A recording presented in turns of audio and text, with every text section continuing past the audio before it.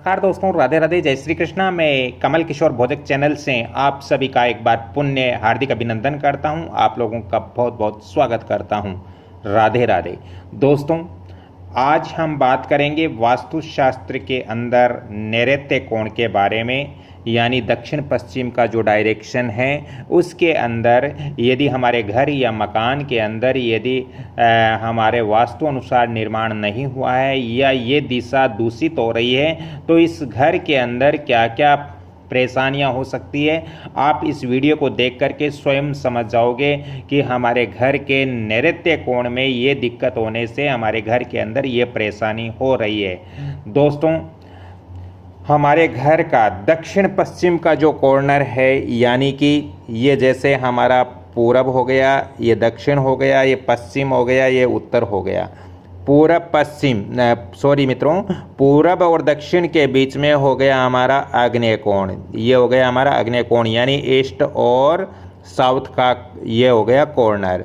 दोस्तों, इधर में दक्षिण और पश्चिम का जो डायरेक्शन है, तो दक्षिण और पश्चिम के डायरेक्शन में ये हो गया हमारा नैऋत्य कोण। ये हमारा नैऋत्य कोण हो गया, जो हमारा साउथ और वेस्ट का कॉर्नर है। अब दोस्तों, साउथ और वेस्ट का कॉर्नर, साउथ और वेस्ट का जो कॉर्नर है, ये साउथ और जो वेस्ट का कॉर्नर है, ये कॉर्नर दोस्तों हमेशा ही दूषित नहीं होना चाहिए। इस कोण के अंदर यदि हमारे वास्तु दोष घर के अंदर रह जाते हैं तो इस घर के अंदर क्या क्या प्रभाव वास्तु अनुसार पड़ सकते हैं, इसी के बारे में आज इस वीडियो के अंदर मैं आपको चर्चा करूंगा। यह आपको जानना बहुत ज़रूरी है। दोस्तों, नैऋत्य कोण हमारे दक्षिण और पश्चिम के बीच के जो छोर होता है, जो कोण होता है, उसको नैऋत्य कोण बोलते हैं।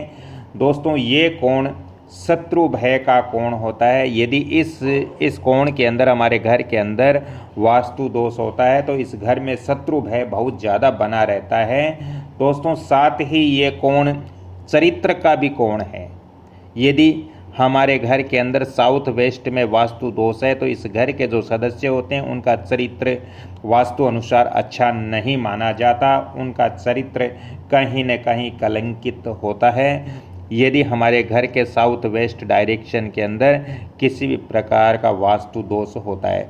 अब दोस्तों, वास्तु दोष कैसे होता है? वास्तु दोष यदि हमारे साउथ वेस्ट के अंदर, जैसे हमारे साउथ वेस्ट के अंदर वास्तु के अनुसार बेडरूम होना चाहिए, लेकिन बेडरूम नहीं होकर यदि आपने यहाँ किचन बना दिया, यदि यहाँ पर आपने मंदिर इत्यादि बना दिए, तो ऐसे वास्तु दोष उत्पन्न हो जाते हैं। या दोस्तों, आपके घर के अंदर ये दिशा निम्न रह जाती है, नीची रह जाती हैं, और ये आपके ईस्ट और जो नॉर्थ का कॉर्नर है ये यदि ऊपर रहता है, बढ़ा हुआ रहता है, उच्च रहता है, तो ऐसी स्थिति में भी ये कोण हमारा दूषित तो होता है। तो दोस्तों, इससे चरित्र के ऊपर बहुत ज़्यादा प्रभाव इस घर के सदस्यों के ऊपर पड़ेगा। दोस्तों, साथ ही ये कोण मृत्यु का भी कारक होता है। यदि इस कोण में यदि हमने ये साउथ वेस्ट के अंदर यानी नैऋत्य कोण के अंदर यदि किसी भी प्रकार का वास्तु दोष है तो दोस्तों ये मृत्यु का कारक भी है, ये मृत्यु का कारण भी होता है।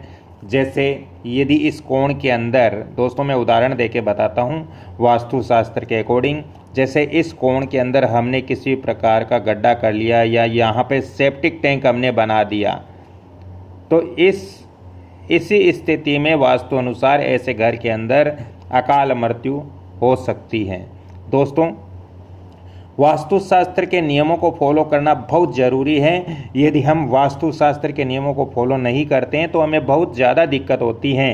तो दोस्तों, इसलिए हमारे नैऋत्य कोण साउथ वेस्ट के अंदर हमें इस कोण को दूषित नहीं रखना है। इस कोण को वास्तु अनुसार ही इस कोण का निर्माण करना है। दोस्तों, इसमें रहने वाले व्यक्तियों के चरित्र प्राय कलंकित ही रहते हैं यदि इस कोण में वास्तु दोष हो।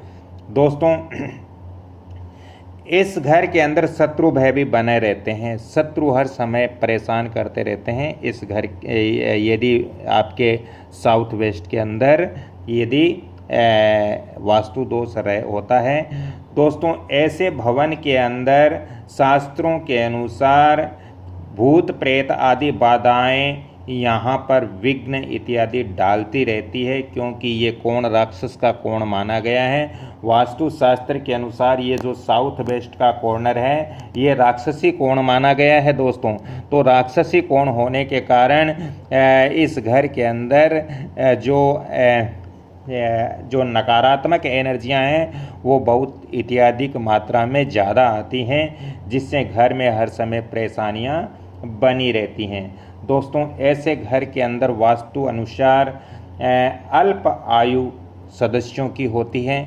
तो मेरा आप सभी से निवेदन है कि कृपया आप इस नैऋत्य कोण के बारे में आपको ज़रूर जानना चाहिए, और नैऋत्य कोण जो हमारा साउथ वेस्ट का डायरेक्शन होता है उसको परिपूर्ण वास्तु अनुसार निर्मित करना चाहिए। दोस्तों, वैसे तो पूरा घर ही वास्तु अनुसार निर्मित करना चाहिए, लेकिन कुछ डायरेक्शन ऐसे होते हैं जो बहुत ही महत्वपूर्ण होते हैं। यदि हम उनको अनदेखा कर देते हैं तो इससे हमारे घर में बाद में परेशानी बहुत ज़्यादा होती हैं। दोस्तों, मैं इससे आगे की जो जानकारी है वो अगले पार्ट्स के अंदर दूंगा। साथ ही मैं आपको अगले पार्ट्स के अंदर बताऊंगा कि हमारे घर की जो बेडरूम है या हमारे घर का जो कमरे हैं उनकी लंबाई चौड़ाई कितनी होनी चाहिए वास्तु शास्त्र के अकॉर्डिंग।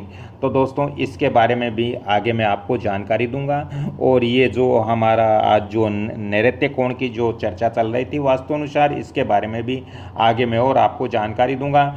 यदि आपको भी अपने मकान, दुकान, फैक्ट्री इत्यादि का वास्तु व्हाट्सएप विजिट करवाना हो या ऑन द स्पॉट विजिट करवाना हो तो आपको मैं यहाँ आपको फ़ोन नंबर दे रहा हूँ। इसके लिए आपको अलग से चार्ज पे करना पड़ेगा। दोस्तों, फ़ोन नंबर भी आप नोट कर सकते हो 7901718402।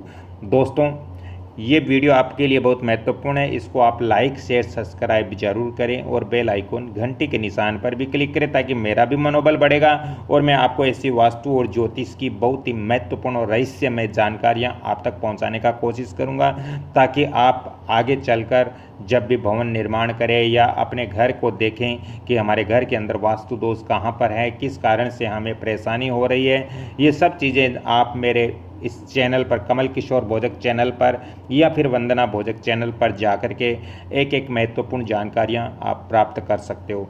तो एक बार पुण्य सभी से मैं निवेदन करता हूं, हाथ जोड़कर निवेदन करता हूं कि आप इस वीडियो को लाइक करें, शेयर और सब्सक्राइब जरूर करें। धन्यवाद। जय श्री कृष्ण। राधे राधे।